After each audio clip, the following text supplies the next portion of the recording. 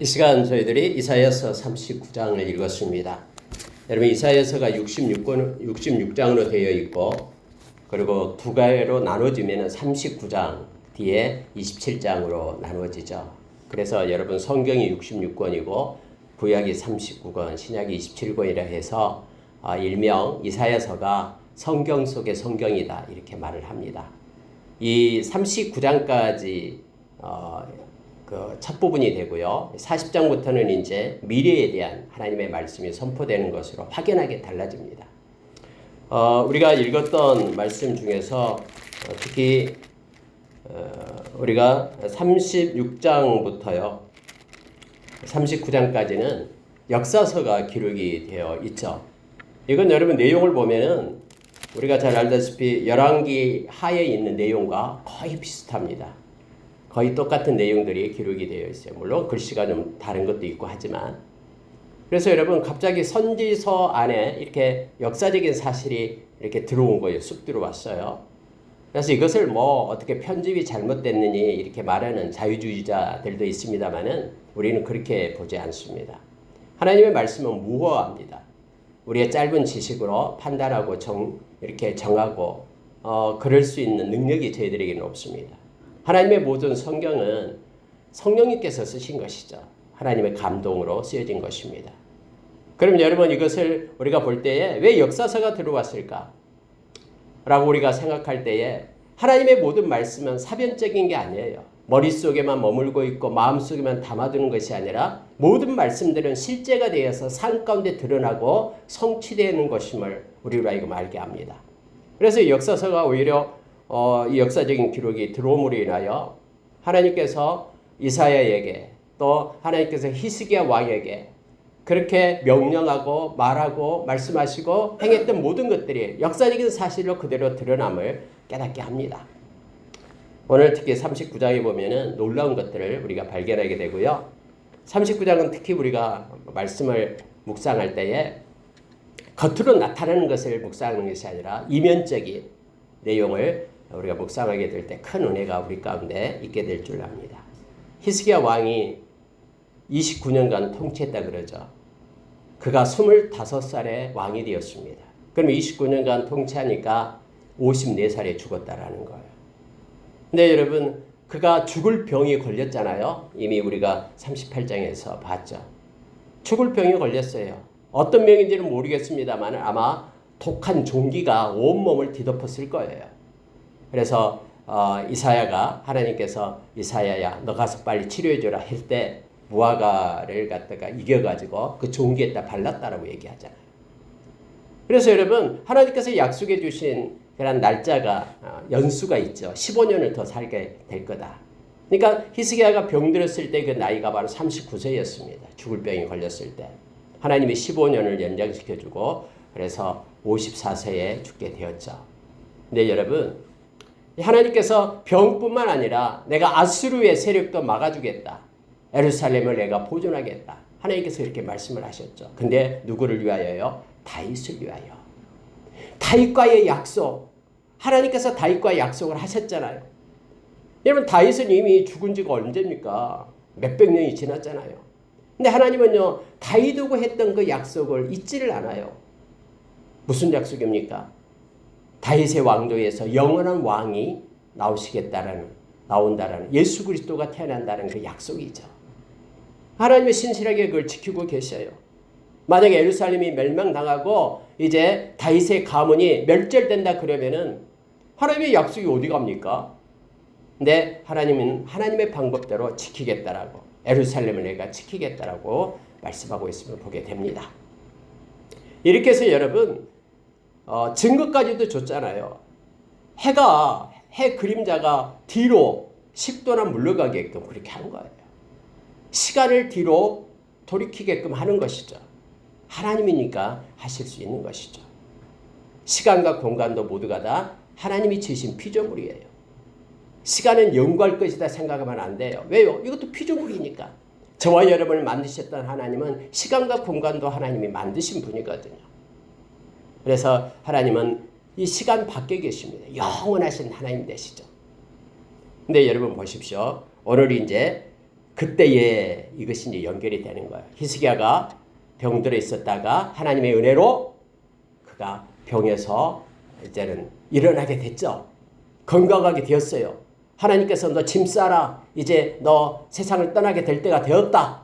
라고 말했는데 히스기야가 벽을 향하여 기도하면서 하나님 통곡하면서 세 가지 것을 얘기했다 그랬죠. 하나님, 내가 진실하게 행한 것을 하나님 기억해 주십시오. 두 번째는 하나님, 내가 온전하게 행한 것, 쪽맘이 아니라 온전한 마음으로 하나님 앞에서 행한 것 기억해 주십시오. 그리고 하나님 앞에서 하나님이 기뻐하는 그런 선을 행한 것 기억해 주십시오.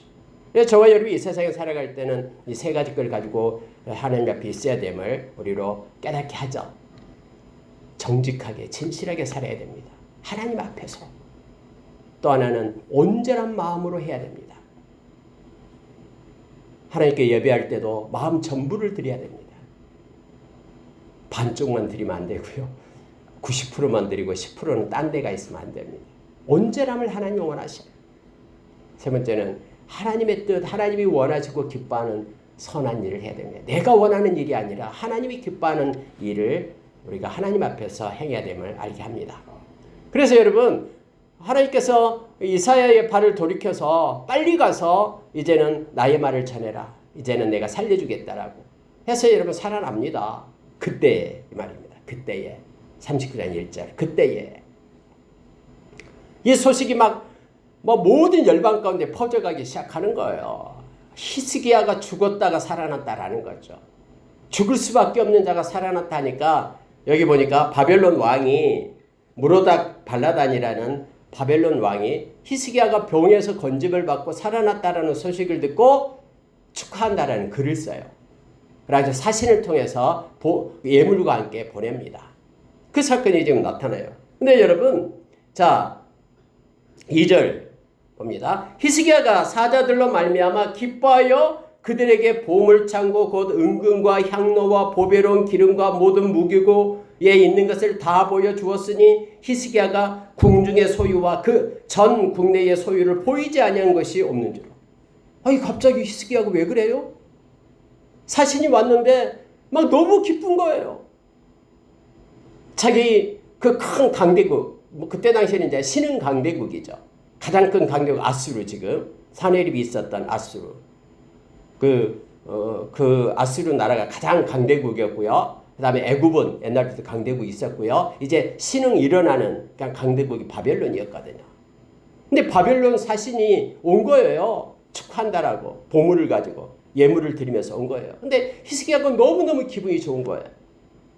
그래가지고 기뻐하면서 사신을 데리고 다니면서 모든 걸 다 보여줘요. 우리나라 보물이 이거다. 봐라. 멋있지. 성전에도 가고 왕궁의 곳간에도 가고 모든 나라의 좋은 것들은 다 사신들한테 보여줘요. 근데 여러분 이게 잘못됐습니까? 하나님께서는 잘못됐다고 말하면서 이사야를 급히 히스기야에게 보낸 거예요. 이사야야 빨리 가봐라. 히스기야가 지금 죄악 가운데 있다라고 말하고 있는 거예요. 여러분 이게 왜 죄가 됩니까? 그래서 이면적으로 이걸 우리가 깊이 생각하기를 원합니다. 언제나 여러분 고린도전서 10장 12절에 보면은 선줄로 생각하거든 넘어질까 조심하라 라고 말합니다. 히스기야가 아프고 병들고 또 앞장에서는 여러분 막 전쟁에서 힘들고 많은 군사들이 애워싸고 하는 상태가 있잖아요. 히스기야가 착한 일을 너무 많이 했어요. 하나님 기뻐하는 일 많이 했어요. 산당을 없앴죠. 예배 종교 개혁을 해가지고 그 바알신 아세라신 다 없앴죠. 하나님께만 찬양하라. 살아계신 하나님께 예배하라 하면서 얼마나 히스기야가 열심을 다했습니까? 예루살렘의 그 수로도 물도 이렇게 만들고 건축하고 막 그래서 선한 왕 중에 한 왕이 바로 히스기야였잖아요. 근데 여러분 히스기야가 이제 병에서 낫고 살만하고 평안하니까 그의 마음 가운데 하나님에 대한 생각이 없어진 거예요. 우리가 힘들고 고난받을 때는 하나님 앞에 엎드려 살려달라고 기도하면서 하나님께 나가잖아요. 근데 여러분 그것이 평안이 되고 회복되고 치유되고 한 그 이후에는요. 그때가 조심해야 돼요. 그래서 우리가 평안하다 안전하다 할 때 조심해야 됨을 알게 됩니다. 다시 말하면은 히스기야는 마치 병에서 나은 것이 자기가 무슨 선한 일을 해서 아니면은 자기가 뭔가 엄청난 업적이 있어서 공로를 세워서 그렇게 된 것이냐, 자기를 그렇게 병 회복을 축하하려 온 그들한테 뭐 모든 것을 다 보여주면서 기뻐하며 잔치를 베풀고 하고 있는 거예요. 여러분, 왜 보물을 보여줬을까요? 의도가 있어요. 의도가. 지금 아수르가 지금 강대국으로 있으니까는 바벨론 사신한테 이거 잘 보여줘가지고 우리가 이렇게 부자고 우리가 이렇게 힘이 있다라는 것을 보여줌으로 인하여 동맹을 맺자라는 거예요. 그래서 바벨론의 힘을 빌려가지고 저 강대국을 대항하면서 살아남기를 원하는 거예요. 아, 하나님도 그랬지. 하나님께서 말씀해 주셨지. 아수르가 이 예루살렘을 점령하지 못할 것이다. 하나님이 지켜주겠다는 약속했지. 아, 그래서 하나님이 사신을 보냈나 보다 라고 착각했을 수도 있어요. 마치 요나가 욥바에 내려가니까 다시스로 가는 배가 딱 기다리고 있는 거예요. 니느웨로 하나님 말씀을 들고 가야 되는데 다시스로 가는 배가 있는 거예요. 그래서 옳지, 내 생각이 옳았다고 생각하면서 그는 배를 탑니다. 배를 타고 편안한 마음으로 배 밑바닥에 들어가서 잠을 자요. 하나님은 폭풍우를 일으키고 요나가 바다에 던져질 때까지 배가 날 위험에, 파선할 위험에까지 가게끔 그렇게 하잖아요. 여러분이 때로는 착각해요. 때로는 뭔가 술술 풀리고 뭔가 잘 될 때는 마치 그것이 하나님의 뜻인 양 그렇게 착각하고 있어요.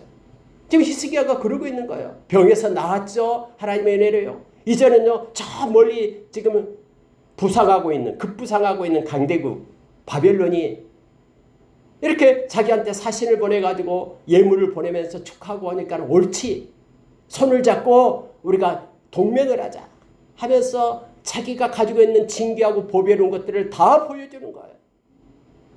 또 하나는요, 이 모든 것들은 다 내가 이렇게 이루었다라고 자기 자신을 자랑하면서 드러내고 있는 거예요. 이것이 문제예요. 하나님은요, 우리의 동기와 의도와 모든 과정과 절차를 다 보고 계시는 분이 하나님이시잖아요.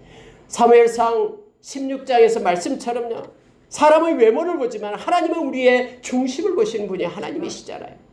근데 여러분, 지금 히스기야가 누구를 자랑해야 됩니까? 자기를 구원해준 하나님을 자랑해야죠.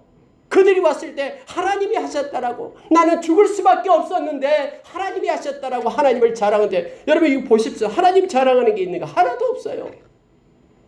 자기가 보배롭게 여기고 귀하게 여기는 것들, 보물들, 그런 것만 자랑하고 있죠. 디모데전서 6장 17절 이하에서 모든 재물을 공급해 주신, 돈을 공급해 주신 그 하나님께 소망을 돌아라고 얘기합니다. 재물에 소망을 두면은 그는 멸망을 당하게 될 것이라고 성경 말하죠. 지금 여기 있는 히스기야가 가지고 있는 그러한 모든 것들 보여주면서 막 기뻐하면서 빨리 우리가 동맹하자라는 식의 그것을 자랑하고 있음을 보게 됩니다. 하나님이 이걸 너무나 싫어했잖아요. 여러분, 우리가 이미 다 알고 있잖아요. 우리가 이사야서 36장에서 이 히스기야가요, 사신을 어디 보냅니까? 처음에 애굽에 보내요. 왜요? 동맹 맺자고, 나 좀 도와달라고. 지금 아수르 우리를 침략하려고 하는데 나 좀 도와달라고 하면서 힘 있는 자에 가서 손 내밀고 있잖아요. 여러분, 하나님은 이걸 너무너무 싫어했다는 거 우리는 잘 알잖아요. 하나님은요, 하나님을 의지하는 자를 기뻐하십니다. 하나님을 믿고 의지하는 자를 기뻐해서요. 우리가 무슨 일을 당할 때 우리는 먼저 하나님의 이름을 불러야 됩니다. 하나님의 전에 와서 하나님 도와달라고, 살려달라고 요청해야 됩니다. 히스기야가 자기가 병들었을 때 하나님 앞에 손 내밀고 그렇게 도와달라고, 살려달라고 얘기했잖아요. 앞에 38장 16절에서 주여, 사람이 사는 것이 예의 있고 내 심령의 생명도 온전히 거기에 있사오니 원하건대 나를 치료하시며 나를 살려 주옵소서. 이렇게 하나님께 요청했는데 이제 병이 낫고 평안하고 하니까 오히려 하나님보다는 바벨론을 의지하면서 마음이 움직이기 시작한 거예요. 하나님이 이걸 보신 거예요. 그래서 하나님이 이사야를 급히 보내면서 이사야야, 지금 방금 치유된 히스기야가 지금 이루고 있다. 지금 만나고 있다. 한번 가봐라. 해서 이사야가 온 거예요. 여러분, 저와 여러분이 자랑하는 것은 나를 위하여 생명을 주신 예수 그리스도를 자랑하기를 원합니다. 우리의 기념비와 우리의 공적비를 땅에 세워서는 안 됩니다. 사울처럼 아말렉 군대 다 이렇게 이겼다고 하면서 오면서 자기 공적비를 세우고 오면 안 돼요. 사무엘이 나가서 그에게 말했죠. 왜 하나님 말씀 듣지 않습니까? 아, 나 하나님 말씀 듣고 이 일을 했다라고 자기 스스로 착각하는 거예요. 말씀 순종이 제사보다 낫다라고 하나님께서 우리에게 말씀해 주시오. 사무엘상 15장에서 우리에게 가르쳐 줍니다. 먼저 하나님을 우리가 바라보기를 원합니다. 하나님이 이걸 기뻐하셔요. 하나님은 모든 것을 다 행하시는 분임을 우리가 기억하기를 원합니다. 그래서 여러분, 이제 이사야가 히스기야 왕을 만납니다. 3절 보십시오. 이에 선지자 이사야가 히스기야 왕에게 나와 묻되 그 사람들이 무슨 말을 하였으며 어디서 왕에게 왔나이까 하니 히스기야가 이르되 그들이 원방 곧 바벨론에서 내게 왔나이다 하니라. 무슨 말을 했는가는 말하지 않습니다. 어쨌든 바벨론에서 왔습니다. 이사야가 말합니다. 왕의 궁전에서 무엇을 그들이 왕의 궁전에서 무엇을 보았나이까 하니 히스기야가 대답하되 그들이 내 궁전에 있는 것을 다 보았나이다. 내 창고에 있는 것으로 보이지 아니한 보물이 하나도 없나이다. 우리 이렇게 부자니까 우리하고 동맹하자라고 다 보여줬다라고 말합니다. 이사야가 5절 중요합니다. 이사야가 히스기야에게 이르되 왕은 만군의 여호와의 말씀을 들으소서. 하나님이 말씀했습니다. 보라, 날이 이르리니 하나님의 때가 되면 네 집에 있는 모든 소유와 내 조상들이 오늘까지 쌓아둔 것이 모두 바벨론으로 옮긴 바 되고 남을 것이 없으리라. 여호와의 말이니라. 하나님께서 이렇게 말했네요. 히스기야여, 당신이 보여줬던 모든 보물 다 때가 되면 바벨론으로 옮겨가게 된답니다. 왜 그것을 바벨론 사신들에게 보여줬습니까? 히스기야 자신을 드러내기 위해서, 우리가 이처럼 부강하고 보물이 많다라는 것을 나타내고 그러기 위해서, 자기를 고쳐주신 하나님을 찬양하고 하나님께 찬양하고 영광을 돌리는 것이 아니라 자기가 가진 것을 이렇게 보여주고 자랑했다라는 것을 보게 됩니다. 근데 하나님이 이렇게 말씀했네요. 당신이 보여줬던 것 하나님의 때가 되면 다 옮기게 된답니다. 이 말은요, 전리품으로 가져가게 된다. 바벨론에 멸망하게 될 것입니다. 라고 말하는 내용이에요. 여러분, 하나님께서는 이렇게 이사야를 통해서 말씀을 하시고 그대로 됐습니까? 네, 그대로 됐어요. 100년 후에 그대로 됩니다. 1차, 2차, 3차, BC 605년, BC 598년, 그리고 BC 588년, 3차에 걸쳐서 바벨로니아, 이 바벨론에서 지금 페르시아죠. 페르시아 제국이요. 이란, 이락 있는 이쪽이죠. 여러분, 와서 다 붙들어 갔잖아요. 전쟁 노예로. 사천리길을 옷도 입히지 않고 굴비 엮든 묶어가지고 끌고 갔잖아요. 중간에 가다 죽으면 다 없애버리고요. 마지막 왕이었던 시드기야 11년에 시드기야 11년에 여러분, 그때 예레미야가 시드기야 뭐라고 얘기했어요? 하나님의 말씀입니다. 예루살렘 성전이 불타지 않으려면 항복하십시오. 당신의 아들들, 당신의 또 왕궁에 있는 사람들, 그렇게 온전하게 되려면 예루살렘 불타지 않으면 항복하라고 얘기했어요. 하나님께서 그렇게 하랍니다. 항복하지 않잖아요. 자기 체면 때문에. 라고 자기 아들들 다 죽어요. 자기는 두 눈이 뽑혀가지고 끌려가잖아요. 바벨론으로. 여러분, 하나님은 말씀하시면요, 말씀대로 이루어지는 거예요. 하나님의 때에. 이사야서 다음에 55장 11절의 말씀 보면 하나님이 입에서 나간 말씀은요, 절대로 소멸되는 법이 없어요. 하나님의 뜻을 이루고 하나님께 영광을 돌리고 하나님께로 돌아갑니다. 오늘 이사야를 통해서 히스기야에게 했던 이 말이요, 그대로 역사상에 나타나게 됩니다. 여러분, 이렇게 말합니다. 보십시오. 6절이에요.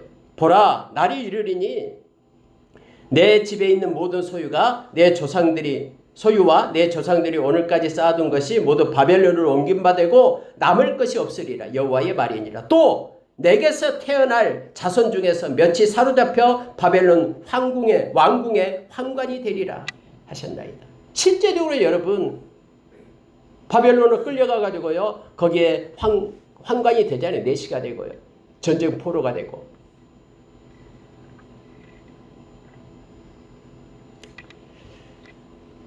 하나님의 말씀은 절대로 소멸되는 법이 없고요, 세상이 없어져도 하나님의 말씀은 그대로 있습니다. 우리 주님께서도 마태복음 24장에서 내 말은 없어지지 않는답니다. 심판날에 내 말이 심판의 기준이 될 것이다 라고 말합니다. 그래서 여러분, 저와 여러분이 말씀을 붙잡고 하는 기도가 얼마나 중요한지를 알게 합니다. 하나님의 약속하시면 우리가 히브리서 6장에서 하나님의 거짓말할 수 없는 두 가지 사실이 있다고 얘기합니다. 하나님이 입에서 말씀하신 것은요, 절대로 하나님께서 그것을 반드시 성취하고 반드시 이루심을 우리가 기억해야 됩니다. 하나님이 맹세하신 것, 하나님이 약속하신 것, 그걸 하나님이 만약에 행하지 않는다 그러면 하나님이 공의로운 하나님이 아니시죠. 느헤미야서 9장 우리가 32절에서 하나님 이 언약의 말씀은 반드시 지켜주고요, 하나님의 인자하신 하나님의 사랑은 반드시 지켜준다라고 우리에게 말합니다.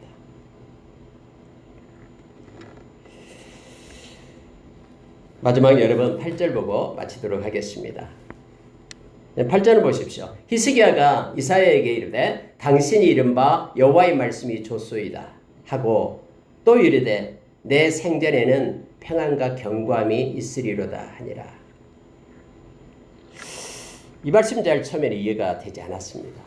왜 히스기야가 이때는 진짜 옷을 찢으면서 하나님 앞에 회개하면서 그렇게 울부짖지 않았을까? 자기의 몸이 아파가지고 이제는 짐 싸라, 너가 떠날 때가 되었다 할 때는 막 하나님 앞에 벽을 보면서 그렇게 울부짖던 히스기야가 왜 이때는 그렇게 하나님 앞에 엎드려 하나님 내가 잘못했습니다 하면서 회개하면서 나가지 않았을까? 막 이런 마음이 마음 가운데 막 계속해서 드는 거예요. 히스기야는 이렇게 말합니다. 당신이 이른바 여호와의 말씀이 좋소이다 이렇게 말합니다.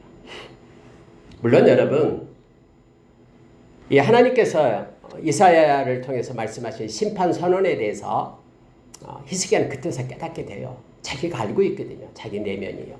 막 변명하지 않습니다.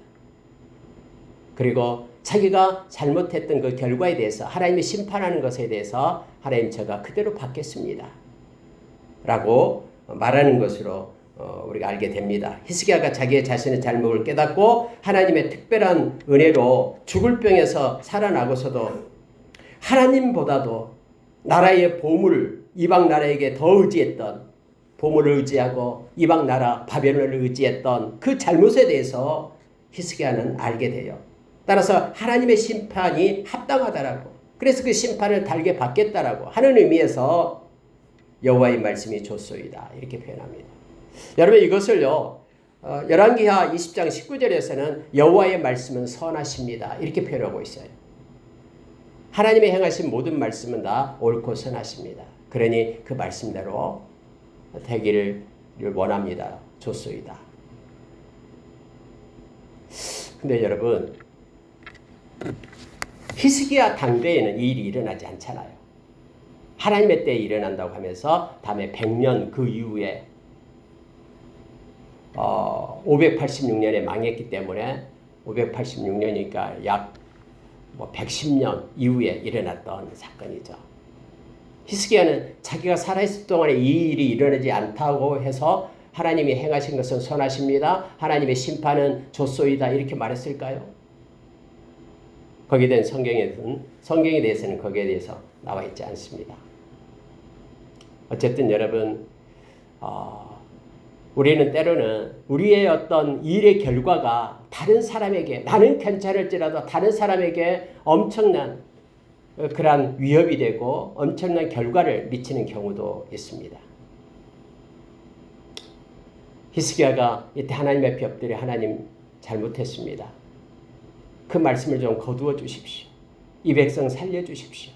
라고 하나님 앞에 엎드려 기도하고 회개했으면 얼마나 좋을까라는 마음이 이 말씀을 읽을 때마다 듭니다.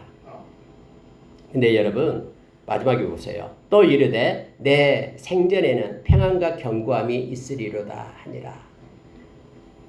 지금 하나님이 15년간을 연장시켜 줬잖아요. 하나님이 이미 약속을 해줬어요. 나라를 지켜주겠다라고 말씀했죠.